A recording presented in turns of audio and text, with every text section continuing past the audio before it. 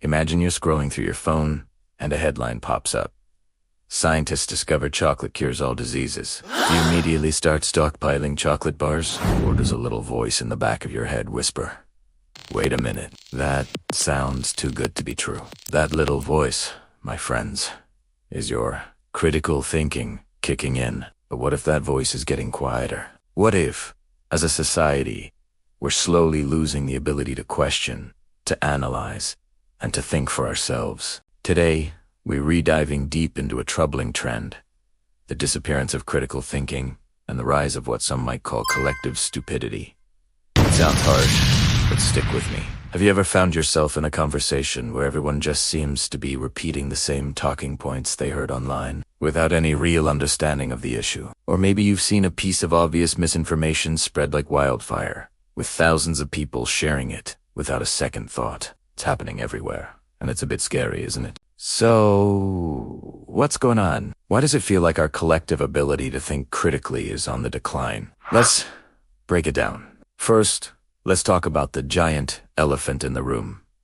The internet and social media. Our brains are being rewired by an endless stream of information. We're bombarded with headlines, short videos, memes, and sound bites. 24/7. This constant flow is designed to be fast, emotional, and addictive. The algorithms that run these platforms don't prioritize truth or nuance. They prioritize engagement. What gets the most clicks, likes, and shares? Often, it's the most shocking, outrageous, or emotionally charged content, regardless of whether it's true.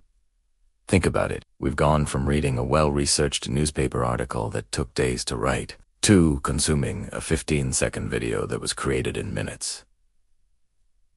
Our attention spans are shrinking. We're developing a habit of skimming rather than deep reading. We see a headline, glance at the first sentence, and feel like we've understood the whole story.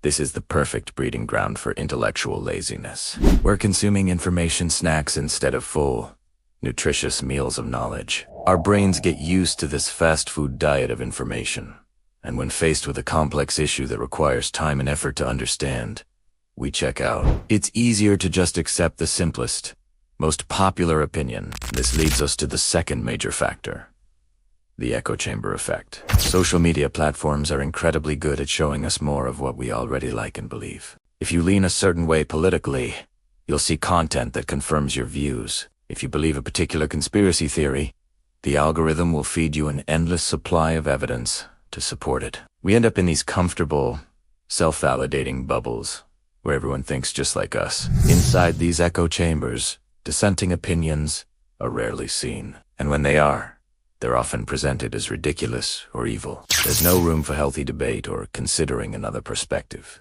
This makes us more polarized and less tolerant of different viewpoints. Why would you need to think critically about your own beliefs? If everyone you interact with online agrees with you, your beliefs feel like common sense, and anyone who disagrees must be misinformed, stupid, or just a bad person. This is the death of intellectual curiosity. The third problem is the erosion of trust in traditional institutions. For generations, we relied on experts, journalists, scientists, and academics to help us make sense of the world. While these institutions were never perfect, there was a general baseline of trust. Today, that trust has been shattered for many people. Every expert opinion can be countered by a YouTuber with a webcam and a confident tone. Every scientific study can be debunked by a blog post, cherry-picking data. When you don't know who to trust, a dangerous thing happens. You either trust no one, leading to cynicism, or you trust anyone who confirms what you want to believe. It creates a free-for-all, where every opinion is treated as equally valid, regardless of the evidence or expertise behind it. The idea that someone who has dedicated their life to studying climate science knows more than a random person on the internet becomes a controversial statement. This isn't about empowering the individual. It's about devaluing knowledge itself. When expertise means nothing, all we're left with are loud opinions. So, this combination of information overload, echo chambers, and the erosion of trust creates a perfect storm. We're becoming less patient, more biased, and more susceptible to manipulation. It is a phenomenon where a group of individually intelligent people can collectively make incredibly poor decisions because they outsource their thinking to the group, to the algorithm, or to the loudest voice in the room. But here's the crucial part. This isn't a doomsday prophecy. We are not doomed to this fate. The power to reverse this trend lies with each and every one of us. It starts with recognizing the problem and making a conscious choice to engage our brains. So, what can we actually do? First, practice intellectual humility. This is the big one. It's the simple, yet profound act of admitting that you might be wrong. It's being open to the idea that your current understanding is incomplete. Before you share that article or jump into an argument, ask yourself, what if the opposite is true? What's the best argument for the other side? This single question can break you out of your echo chamber and force you to think more deeply. Second, be a deliberate consumer of information. Diversify your information diet. Actively seek out sources and perspectives that challenge your own. If you're politically on the left, make an effort to read a thoughtful publication from the right, and vice versa. Follow experts and creators who you disagree with, not to argue with them, but to understand their point of view. And please, read beyond the headline. Click the link. Read the article. Check the sources. Treat information consumption like you would food consumption. You want a balanced, healthy diet, not just junk food. Third, embrace complexity and nuance. The world is a messy, complicated place. Most big issues don't have simple, easy answers. Be suspicious of anyone who tells you they do. When you hear a simple solution to a complex problem like poverty or international conflict, your critical thinking alarm should be blaring. Real understanding takes effort. It requires us to hold two opposing ideas in our heads at the same time and wrestle with the details. It's not as satisfying as a simple, black and white answer, but it's much closer to the truth. Finally, let's bring it back to our conversations. Let's try to have more discussions and fewer debates. A debate is about winning. A discussion is about learning. Instead of trying to prove someone wrong, try to understand why they believe what they believe. Ask genuine questions.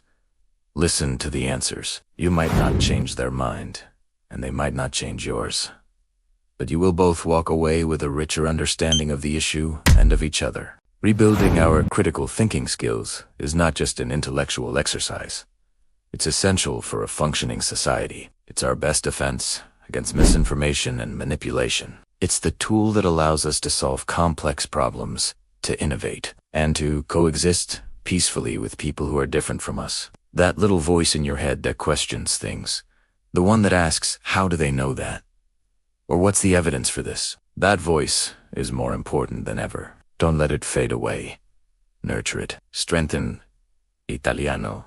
Because in a world that seems to be getting louder and more frantic, a clear, critical mind is your most valuable asset. It's the superpower that allows you to see through the noise and find what's real. Thank you so much for spending this time with me today. If this resonated with you, I'd be so grateful if you'd hit that like button and subscribe to the channel for more explorations into how we can think better and live smarter. And I'd love to hear your thoughts in the comments below.